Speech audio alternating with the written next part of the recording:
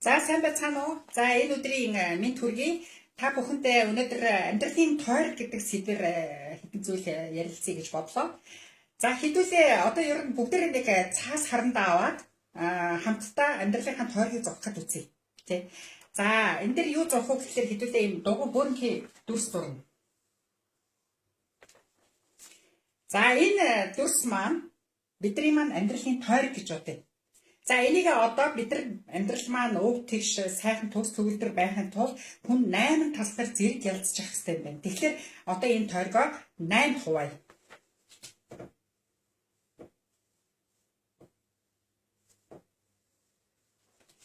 За ингээд 8 хуваачлаа тийм ээ. За энэ 8 талд нь юу багтдаг юм бэ гэхээр нэгдүгээр эрүүл мэнд багтана. За мэдээж хэрэг хүн эрүүл мэнд хамгийн номер 1 хамгийн сайн мэдчих хэвээр юм маань бид нар анхаарч авах хэвээр маань бид нар эрүүл байх юм бол бидний маань бусад бүх асуудлууд маань шийдэгдэх бүрэн боломжтой тийм ээ. Хүн тэгэхээр эрүүл мэнд дээр илүү их анхааралтай тавих хэрэгтэй. Номер 1 асуудал. За одоо бид нар энд эрүүл мэндэ бичсэн юм чинь одоо энэ бидний маань эрүүл мэндийн одоо анхаарах төвшингийн өөрчлөлт 0-аас 10 гэж үнэлье. Одоо бүх талстаа 0-аас 10 гэж үнэлье. За ингээд 1 2 3 4 5 6 7 8 9 10 гэдэг ингээд 10-т ингээд үнэлье. За тэгэхээр хэрвээ та эрүүл мэндэд аюул сайн анхаарал тавьж чаддаг, өөртөө маш халамжтай байх юм бол таны ажил хийхэд чинь та акт авах шаардлагагүй ажиллаа хийх чадвартай байгаа бол тийм ээ, ядрахгүй байгаа бол янз бүрийн дархлаач нь тэнцвэрчлэлтэй байгаа бол та жишээ нь 10 гэж үнэлж бодож байна. Өөрийгөө эрүүл мэндэд би үнэхээр анхаарал тавьж чадчих сайн байгаа гэх юм бол хэрвээ та өнөөдөр би ажилдаа явах гэхээр л акт аягүй хавдаг штэ. Би ерөөс ийш тийш явах гэхээр амар ядраад байдаг гэдэг ингээд би аягүй хийм уудаг, би маш их тариулдаг гэх юм бол таны эрүүл мэнд бас хангалттай биш байгаа учраас та энэ дээрээс 0-аас 1 юм уу 2 юм уу их бага үнэлгээ өгөх юм шүү дээ тийм ээ. Та өөртөө анхаарал тавьж чадахгүй байснаас болж өнөөдөр маш их эрүүл мэндийн асуудал үүсэж байна гэх юм бол бага үнэлгээ өгнө. За хоёрдугаар санхүүгийн асуудал.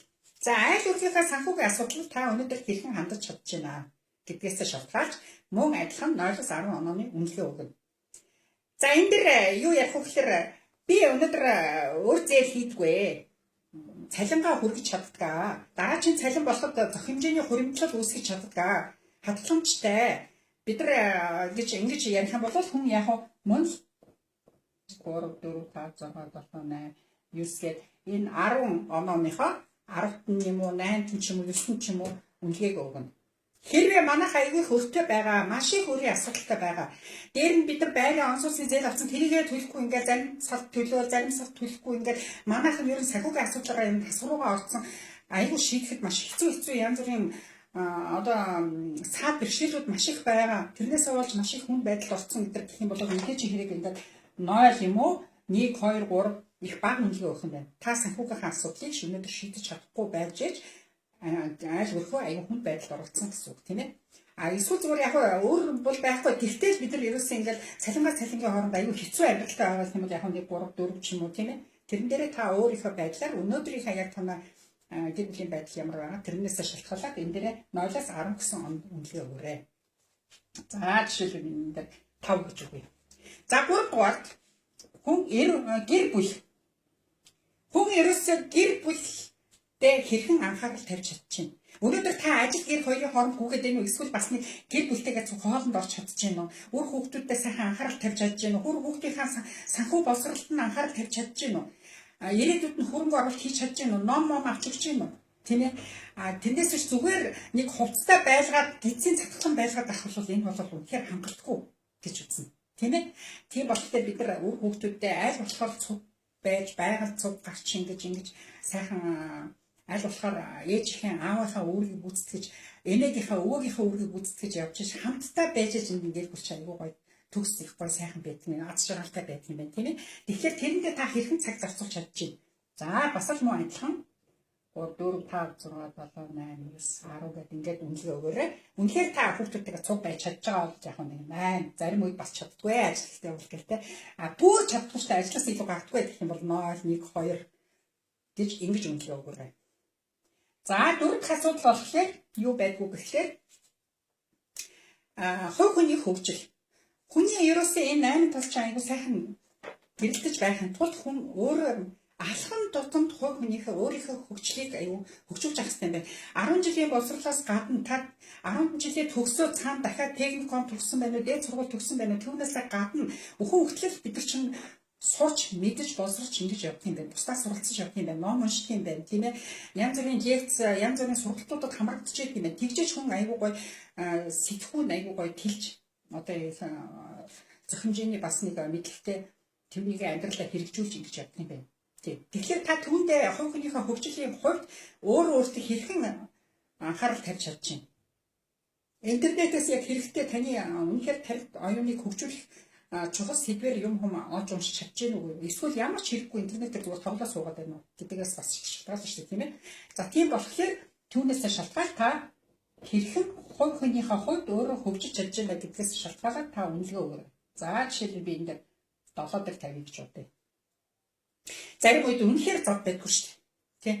Зарим үед болж байна. Би ерөөс айл болохоор амжуулаад суралцахыг боддог. Айл болохоор амжаад тэр нэг сургалтанд очиж суучдаг. Айл болохоор амжуулаад бид нар хүүхдүүдээ сурсныгаа очиж захаад өгчдөг. Тэг ингэж явах хэрэгтэй байна. За тавт нь болохоор бид нар юу байх вэ гэхээр хамт олон буюу харьцаа холбоо. Бид нар хүмүүстэй хэрхэн харьцаж чадж байна. Бусдыг ингээл дандаа өн төглөөл шүүмжлэл явж гин үү, эсвэл бас хүмүүсийг ойлгох талаас нь ямарваа нэг юмд эерэг хандж гин үү, сөрөг хандж гин үү гэсэн шалтгаалж таны хүрээлэл. За энэ амьдралд чинь амжилттай яваа цагт бид хүрээлэл маш их чухал байдаг, тийм ээ. 10% нь бидний амьдрал яадаг. 10% нь болохоор бид нар сурч мэдсэн боловсроноос шалтгаалдаг бидний амьдрал аз жаргалтай байхад. 40% нь яадаг. 40% нь бол бидний сэтгэлгээнээс шалтгаалдаг. 50% нь болохоор бидний хүрээлэлээс шалтгаалдаг. Тэгжээ 100% амжилт гаргаж идэг байна. Тэгэхээр бид нар эндээ хэрхэн цаг заваа зарцуулгаа одоо та хэд өөрсдөө бүгдээрээ дотроо бодоод энэ дээрээ бүглээд үз. За тэгэхээр яг би хамт олон харьцаа ер нь бол хүмүүсийг ойлгодог өөрөө ч гэсэн айгүйх эерэг хандлагатай байдаг. Би харьцаа холбоо сайтай. Би дандаа надад би өөрийгөө ойлгосон буюу өөрөө ер нь амжилттай явахыг хүсдэг учраас дандаа амжилттай яваа хүмүүстэй ингэж тэдрээс суралцаж тэдрээс ингээд юм мэдхийг хүсэж явдаг миний амьдралын зарчим ерөөсөн юм гэх юм бол бас нэг арай дээгүүр оноотой байх. Үнэхээр чаддаггүй бид нар ерөөсөн ингээд ажил гэрдээ дахтар ерөөсөн нэг юу тэгж тэр харьцаа холбоо үүсгэж үнэхээр боломж байдгүй гэх юм бол та айгу бага оноо өөрт өгөх нь тийм ээ. За энэ ойлгомжтой байна. За жишээлбэл би 8 дээр төрчих. За 6-аад аялал жуулчлал. Таны амьдрал өнөөдөр аялал жуулчлал явж чадж гин үү? Та өнөөдөр хүссэн газараа сайхан гой гурван сайхныг үзчих чадж гин үү? Сайхан хөхмөр очиод үзчих чадж гин үү? Хинтийн сайхан байгалуудаараа явж чадж гин үү? Эсвэл нэг Европыг, Азийг, Сингапурыг явж үзчих чадж гин үү? За нэг хаяа үздэг гэх юм бол яг нэг хаяа гэх юм бол нэг голдон байх жишээтэй. Дандаа яваад дэшүүрч чаддгүй ээж.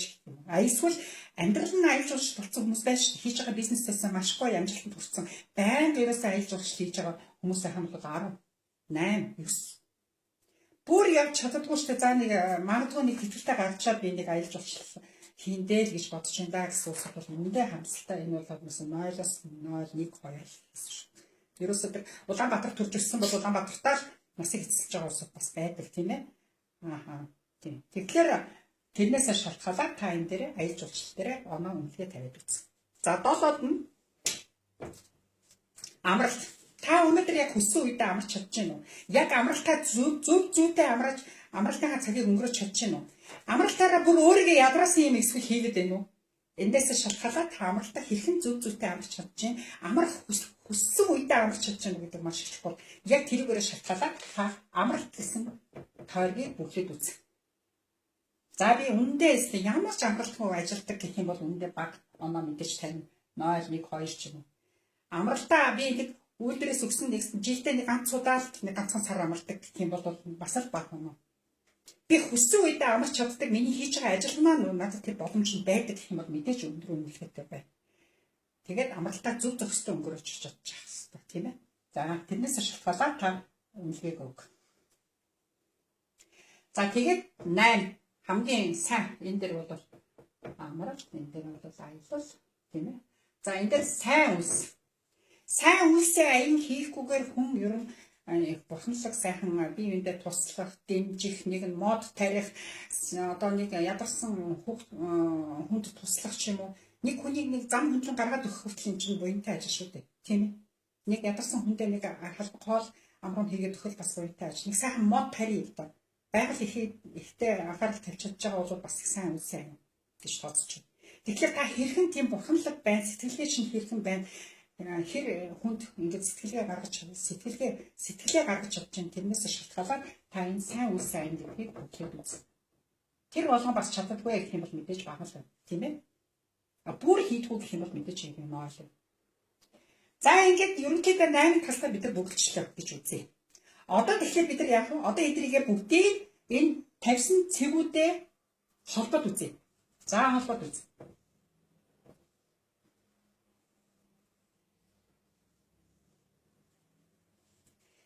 За ингээд холбогдох тэр аягүй сонин дөр зураг бичиж байгаа биз?